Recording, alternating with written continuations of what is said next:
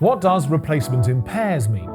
In some cases, during warranty repairs, parts may be replaced in pairs rather than individually.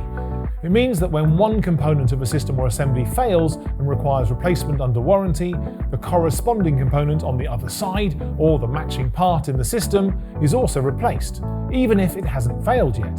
The benefit of replacing parts in pairs is to ensure balanced performance and longevity of the system.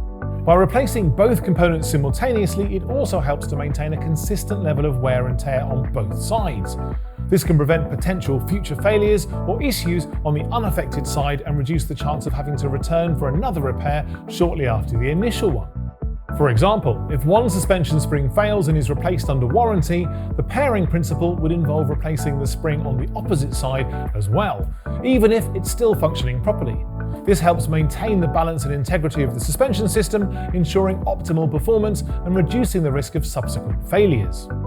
While the practice of pairing parts may increase the immediate cost of the repair, it can ultimately save money and inconvenience in the long run by minimizing the likelihood of future related issues and the need for additional warranty repairs.